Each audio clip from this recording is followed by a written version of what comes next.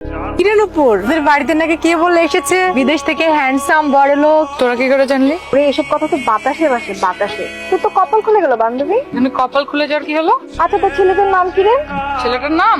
ছেলেটার নাম হচ্ছে রমজান। এখন যা এলাকায় যে এই নামটা একদম মাইকিং করে বেড়াবে। এই ছেলে, এই নুপুরের মা, নুপুর, এই আমার বাঁচাও। কি বাজে পোলা, ভাই সে ঠিকই কয়, বিদেশি পোলারা সবসময় খারাপই হয়। ছি, না না না না, আমি এই পোলার সাথে আমার মাইয়ার বিয়া দিমই না, অসম্ভব। আল্লাহর কাছে লাখ লাখ শুক্রিয়া, আজকে যদি আমার জায়গায় তোর মা থাকতো, ওরে বাবা রে বাবা, কি সর্বনাশ হয়ে যেত গা। আল্লাহ, এই মাইয়া শোন, তুই কিন্তু ভুলে ওই পোলার লগে কোনোদিনও দেখা করবি না, আশেপাশে ঘোরাঘুরিও করবি না, বুঝছস? মিশবো, 100 বার মিশবো। তোমরা কি আমার পুতুল পাইছো যে ইচ্ছা মতো নাচাবা? নুপুরের মা, আমি তো আর পারতাছি না। শালা আগে যদি জানতাম তাহলে তো জীবনও এই বিপদ বাসায় আনতাম না। এখন তোর রাইতে ঘুমাইতেও ভয় লাগতাছে।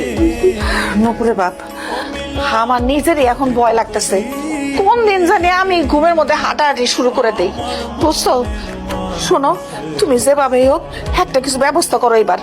আমার এরকম কোটিপতি বিদেশি জামাই কোনো দরকার নাই, তুমি তাড়াতাড়ি ওরে বিদায় করার ব্যবস্থা করো। আমি একটা বুদ্ধি পাইছি। কি বুদ্ধি?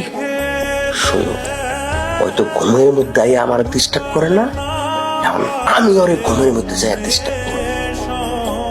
আইডিয়াটা তো খারাপ না, কিন্তু কিভাবে?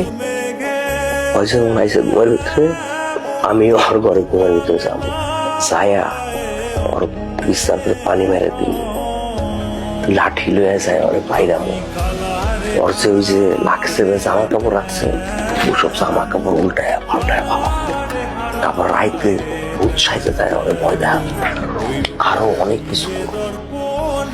তবু এই আপদ আমার বিদায় করলো না।